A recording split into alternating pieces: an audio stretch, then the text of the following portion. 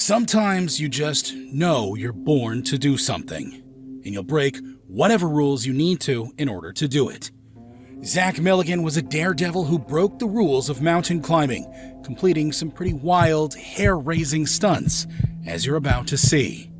Zach went against the grain in everything he did, until the day of his terrifying final moments.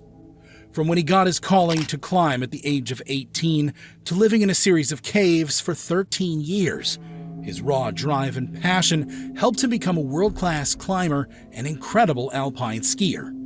But it would also be what took his life. Yosemite National Park in California would become his stomping ground, where he would prove that climbing was a calling that he could not ignore. And he didn't just climb. Zach was one of the first people to daringly ski down the slopes of the frozen Half Dome summit. Would you be brave enough to climb up icy mountain slopes like Zach Milligan fearlessly did, time and time again? Imagine climbing up beautiful cliff faces thousands of feet above ground. The only thing preventing a fatal fall is your climbing gear, a grip as hard as steel, and an immeasurable will to live. The icy winds whip through you as you cling onto ledges that most people cannot even get a grip on, let alone climb up. You shiver and shake, but not from the cold wind. You shiver from the thought of the drop below. It is certain death. Your knees become weak as you hoist yourself higher and higher, climbing towards a peak that holds nothing more than the promise of a stunning view and the victory of knowing that you and you alone conquered this peak. But often, the journey to conquer Mother Nature can become fatal, as you're about to see. Yosemite National Park is one such place where you can experience the thrill of the climb. It holds the potential of picturesque scenery, untamable nature, and the opportunity to push yourself beyond your own levels of survivability. This is where Zach Milligan discovered that, at his core, he was born to climb. Join us as we deep dive into the life and death of Zach Milligan, the wicked smart, rule-breaking adventurer who will be sorely missed by those who knew him, the climbing community, and especially his loved ones. Zach Milligan was a man who was prepared to undertake the risks that come with life in the outdoors. In other words, he was a true warrior. But surprisingly, Zach showed no real interest in climbing or the outdoors when he was young. After high school, Zach entered the workforce and found work as an electrician's apprentice. He got invested in a busy schedule, committing himself to a 60-hour work week. And then, one seemingly normal day, his life completely changed when he went to get his hair cut. Zach was 18 years old and he was at the barber. He noticed a poster on the wall of the Half Dome summit, and his whole world shifted with just that one poster of a place he'd never seen before. I saw a picture of Half Dome in my barbershop, and I was like, where is that? I knew I needed to climb it, Zach would later say. He knew he had to figure out a way to get there and somehow scale that huge face. After this experience, Zach set out to become a rock climber. In the words of Zach himself, I went to Mountain Ventures in Atlanta and saw a picture of Peter Croft soloing the rostrum, and that completed it. Whatever that is, that's what I am now. Sometimes you just know when you were born to do something, and despite his fascination with Yosemite and Half Dome, it would end up being a completely different mountain and a completely different situation that would take Zach's young life. So Zach purchased 50 meters of rope, a solo climbing belay device, hexes, stoppers, and a set of rigid stem friends. If you're not familiar with rock climbing, these devices help get you to the summit alive. Belay devices are pretty much a replacement for a climbing partner. They allow you to belay yourself without the need for a buddy. Hexes and stoppers are both passive protection devices that are placed within cracks and constrictions on a rock face. These will quite literally save your life if you happen to fall. Rigid stem friends, simply known as camming devices, have cams that better support your weight, so that you don't take any unplanned detours down the cliff face. So, with all the necessary gear, Zach set out on the next leg of his journey to become a master rock climber. With his undying tenacity, he taught himself to climb by solo leading pitches. a section of the climb that is climbed in one go. In his first season, he conquered over 100 climbs. To make this feat even more impressive, he downclimbed every single one, too. It's clear that his passion for climbing soared higher than the mountains themselves. As I'm sure you can imagine, climbing down a rock face is insanely more difficult than climbing up. Where climbing up uses concentric muscle movements like a pull-up, downclimbing requires eccentric use of your muscles, meaning your muscles have to lengthen while under tension. It takes more control, strength, and willpower to downclimb, so naturally, it will improve your skill a lot more than climbing upwards. Regardless, Zach Milligan had a goal, and there was nothing that would stop him from achieving it. Zach had discovered an absolute love for the sport, so his desire to devour any climb was insatiable. He frequented Sandrock in Alabama, Tennessee Wall in Tennessee, and Looking Glass in North Carolina. But he needed to be closer to premier climbing destinations, where he could further refine his climbing skills. When he was 19, he decided to uproot himself from his home state of Georgia, moving to the other side of the country, in Denver, Colorado. Here, he found work as an electrician, but this was really just a means to an end, and that end was conquering some of the hardest climbing routes around. Colorado and the surrounding areas held more opportunity for Zach to climb to his heart's content, and it was one step closer to the mountain that started it all, in Yosemite National Park, the exquisite Half Dome. Not far from where he stayed, Zach discovered the gorgeous El Dorado Canyon, but this was not his only discovery. He also found a love for free solo climbing.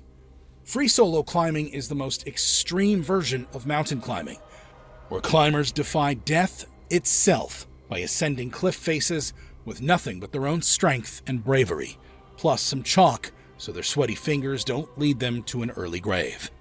You've probably heard of Alex Honnold and the well-known documentary called Free Solo, covering his wild ascent of Half Dome with no ropes or other climbing aids.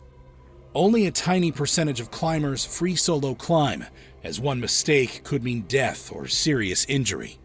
You may say it's absurd to risk your life like this, but there's an unmatched thrill to knocking on death's door, only to run away when he finally answers. It has its limits, though, as one day death will be waiting for the knock.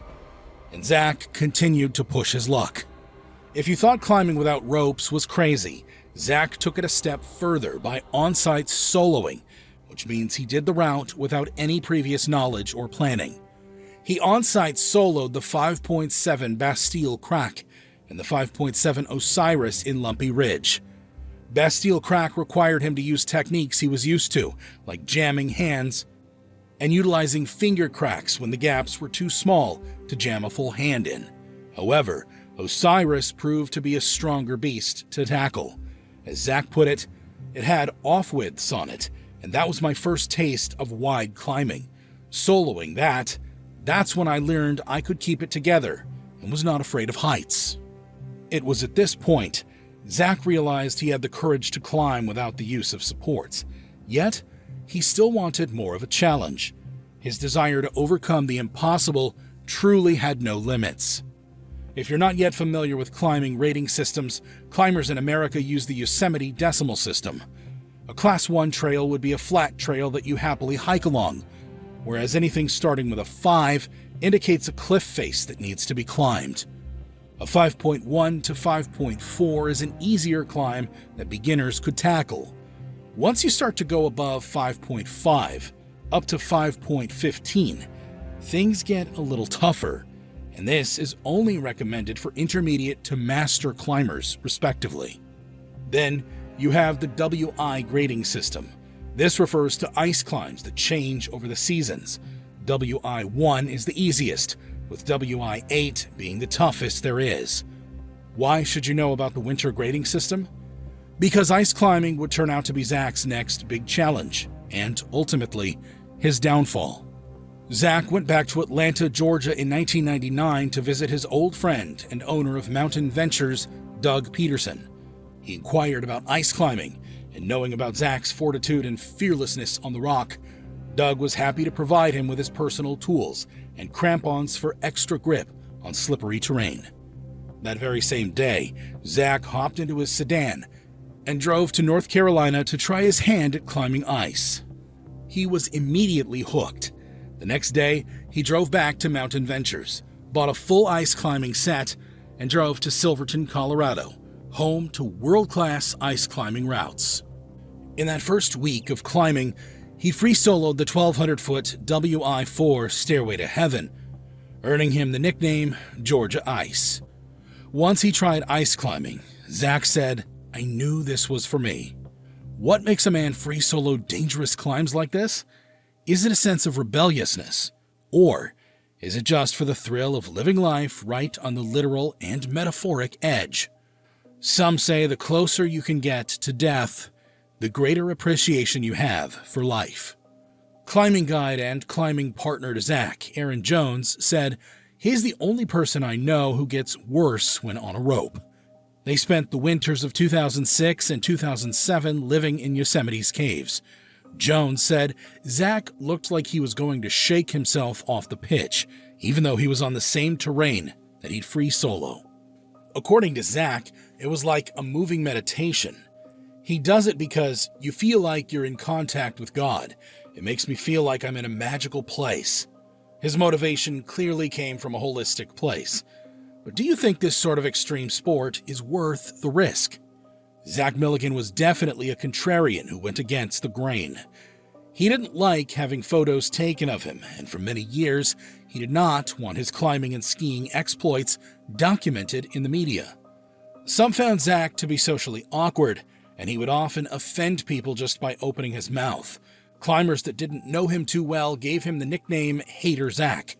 But those closer to him know that this was just him being his honest self. Zach described himself as condescending, self-deprecating. Others say I'm brutal, honest, all of that. One of his longtime climbing partners, Jean Redel, described him as giving a perspective that was sometimes extreme, often deliberated, always calculated, and mostly welcomed. His unique character becomes apparent when you hear certain stories about his life. A writer who wrote about Zach that knew him personally, Chris Van Leuven, recounts a story where Zach told him that he had free-soloed the Stek Salate in Yosemite completely naked. Chris also said that Zach had been my favorite climbing partner and close friend. They conquered challenging routes together, like the 2,000-foot 5.10 North Buttress of Middle Cathedral, an endless wall of loose rock in Yosemite.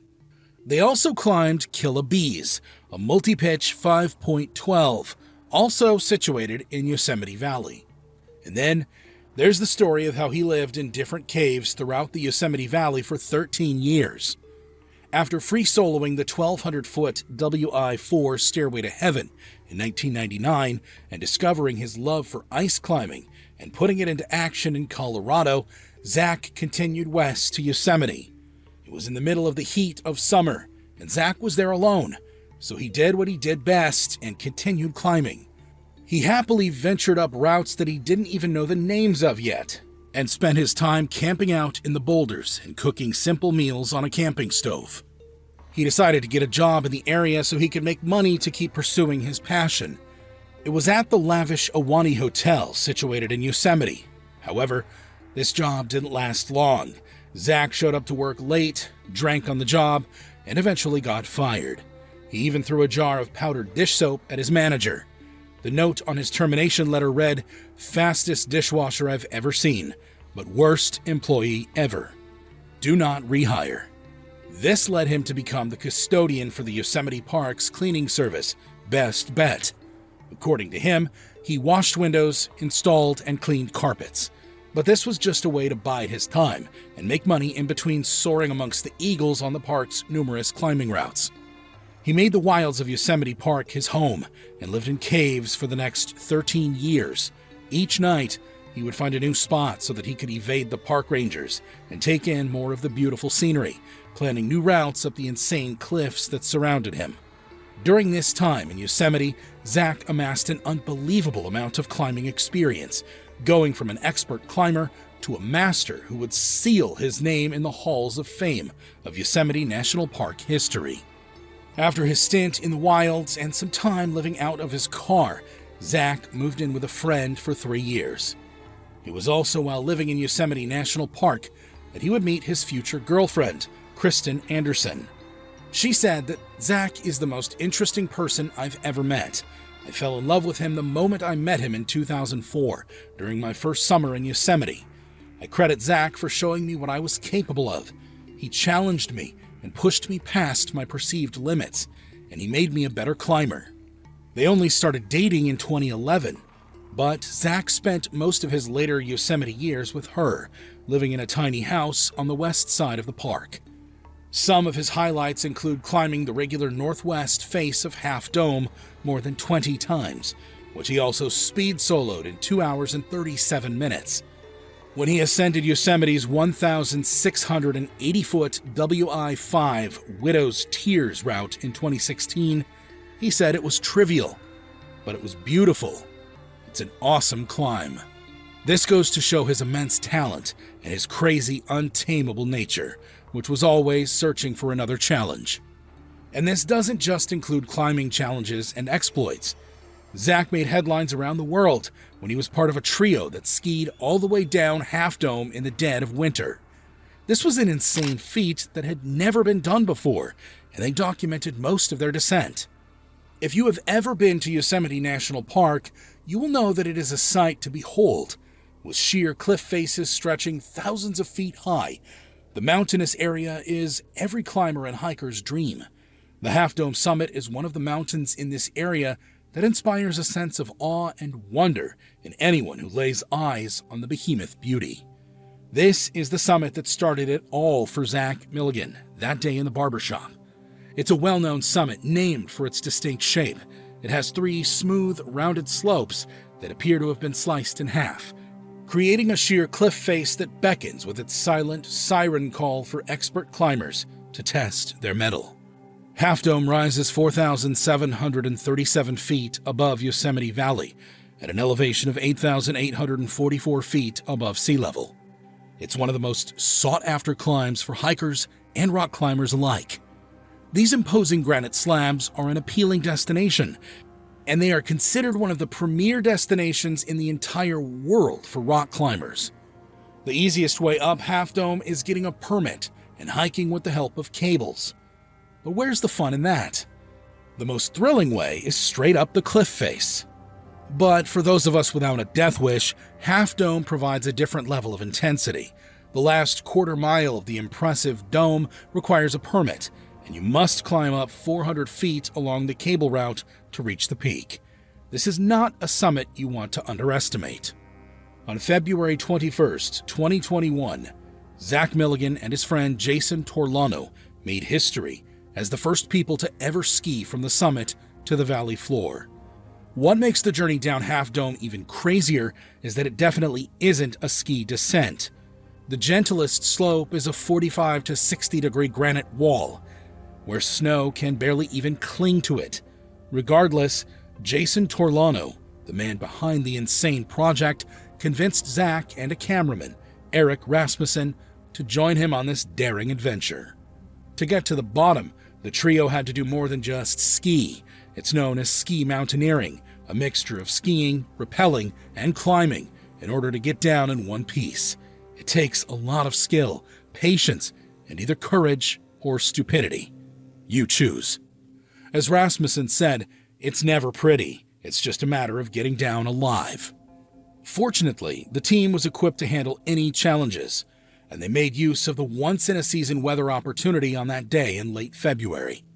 Their chosen route was named Bushido Gallery, after the samurai code of honor. Bushido directly translates to the way of the warrior. Fortunately, these intrepid explorers were all warriors in their own right. Team leader Jason Torlano is a rugged father of 4 and a volunteer medic in the Middle East war zones, giving him the nerves of steel necessary for this kind of journey. He's called Yosemite his home since he was a youngster, so he knew what to expect. The route was steep and exposed, and they had to make sure the conditions were just right. Otherwise, they'd easily slip and fall to their deaths. But thankfully, the pair made it down the 4,640-foot descent safely, albeit with shaky hands and tired legs. Zach told his close friend, Chris Van Leuven, that I wasn't in a survivable situation. I had no business being on Half Dome. I'm not a real skier.